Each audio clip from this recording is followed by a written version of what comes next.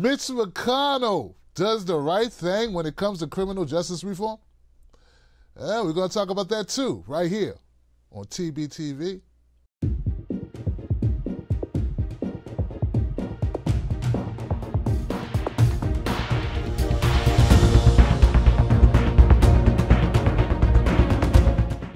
So as you guys know, last week I had the opportunity to bring on to the show a gentleman from Cut 50.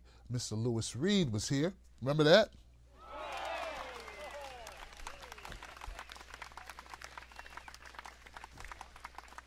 And we talked about prison or criminal justice reform, and we talked about the new First Step Act. Here's the deal. You know, people say that this bill doesn't go far enough, and I stand along with that chorus. It doesn't go far enough. There are sentencing reforms in this bill that when the crack cocaine, or it's called the Fair Sentencing Act, when that was introduced and that was passed in 2010, it wasn't passed retroactively. So what that means is that you have people who are serving a disproportionate amount of time who are unable to benefit from law that Congress passed to say, hey, the crack cocaine disparity was dropped from 100 to 1 down to 18 to 1, and it was unfair that they got locked out of that relief. And so on the sentencing reform side, we are seeking to have that change retroactive, which means that would immediately impact approximately 2,000 to 3,000 people. I was remiss not to say that on the prison reform side, with the earned good time credit, from day 0 to approximately day 120 or so, that would release about 3,500 people. So we're looking, just with those two provision alone, on the sentencing reform side with the retroactivity, and also on the prison reform side with the earned good time credit, that would release approximately 7,000 people. We also talked about the fact that it's not the perfect act, it's not a perfect solution, not even close to it, but it is a first step towards what we want. And there are some things that are going to be accomplished through this act that will benefit those people who are incarcerated or soon to be released from our over-bloated, inhumane criminal justice system. And look, guys, by no means, I just want to say this again, by no means, guys, are we trying to say, or am I trying to say, let me speak for myself, all right? No way am I trying to say that this First Step Act deserves us to kiss Donald Trump's butt cheeks. It does not. But see, I'm not in this business of what I do of truth-telling, advocating for issues that matter for the people. I don't do this to support presidents or not support presidents. I do it because I believe in it. So it's never for me about praising Trump or debasing Trump. It's about making you laugh occasionally, and also about speaking truth to power all the time.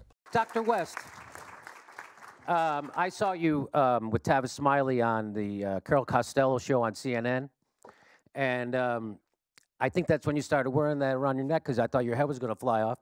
And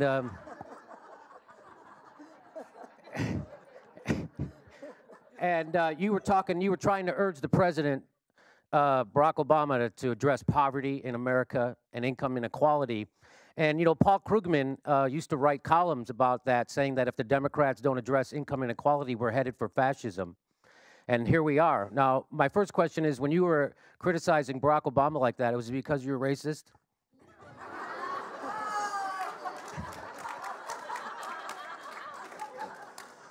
Well, I did, brother. He's an artist and a comic at the same time. Appreciate that question, brother.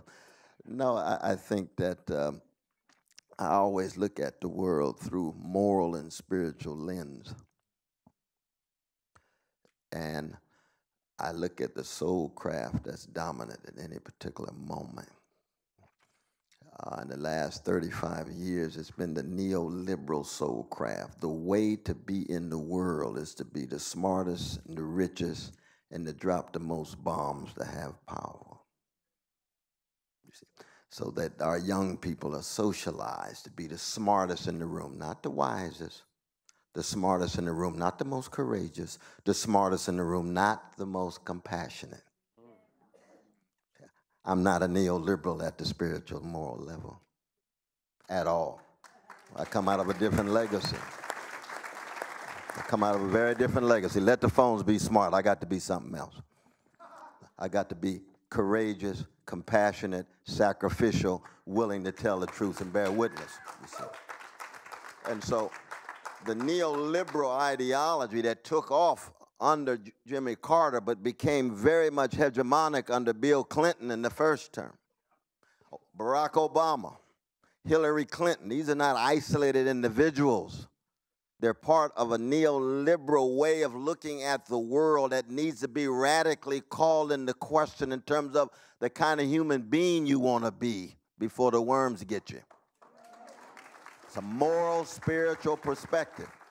And that's why Martin King and Dorothy Day and Edward Said and Rabbi Abraham Joshua Heschel and Tom Hayden, their voice must come back with power. With power. And so the reason why we were critical of Barack Obama was, here he got Martin Luther King's face projected every day in the Oval Office and wouldn't mention the word poverty and was dropping thousands and thousands of bombs on Muslim countries and engaging in drone strikes of hundreds and hundreds of hundreds, killing innocent people as if somebody in Yemen and Pakistan and Afghanistan and Somalia don't have the same value as white folk in Newtown or black folk in the south side of Chicago or indigenous peoples in Wisconsin or Jewish babies in Tel Aviv or Palestinian babies in Gaza. You see, that was what the critique was, you see.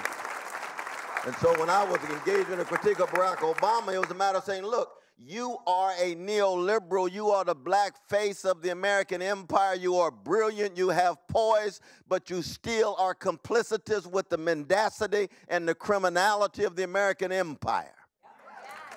And that's what got me in trouble. And I welcome that kind of trouble because I'm going to be speaking that until I die. I'm going to be faithful unto death.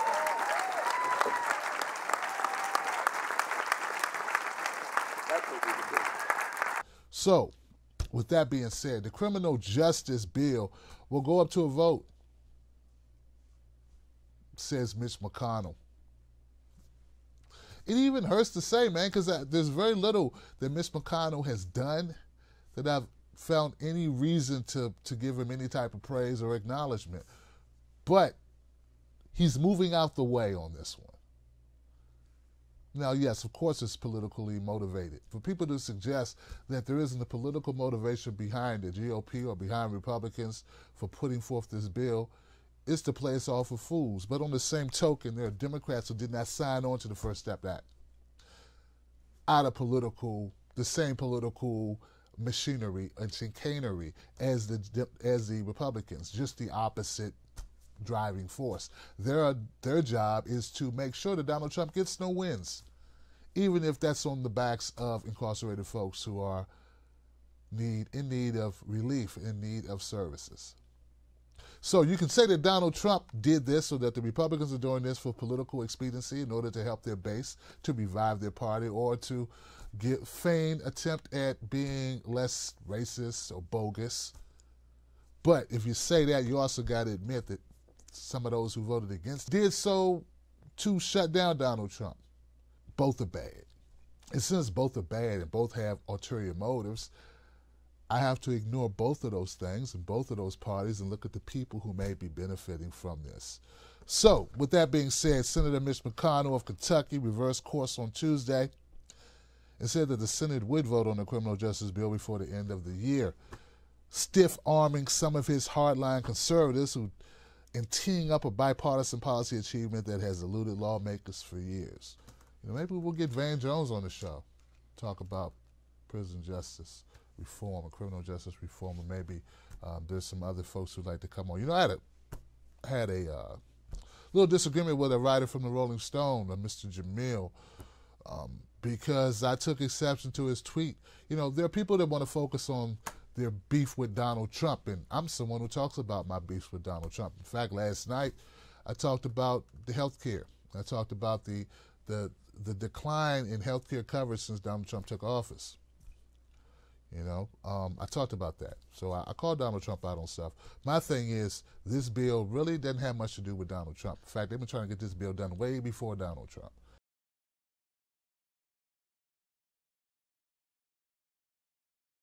So taking shots at Donald Trump and saying Donald Trump doesn't care about prisons, you're probably right, but what's that got to do about this bill? And I would tend to believe that people who are looking for help don't have 2 years to wait until your party decides they want to, be in a position, if they are in a position to do something about criminal justice reform. We can't wait. So let's get what we can get done now. And when you get in power, buddy, big dog, when we all vote for Cory Booker, then you can you can reverse course so you can make it better. All right? All right. For a couple of months now, I've been trying to figure out what I could do that could help push the conversation in the direction I think the country needs to go. And I finally came up with it. It's called POP. I ain't talking about music either. Pop. People over party. Policy over party. See, it's not about party, it's about people. It's not just about people, it's about the policy. We disagree with this administration on 99% of issues. However, when you have somebody that stands in that 1% minority and they do the right thing, irrespective to whatever their motive is, when they do the right thing on an issue by which you have been attempting to get traction on, that you have been attempting to introduce, that you have been attempting to, bring people home to their family. When they get it right in that 1%, you have to acknowledge them. You have to acknowledge it. You have to acknowledge, at the very least, on this issue. I disagree with you on everything else, but on this issue, I find common ground with you.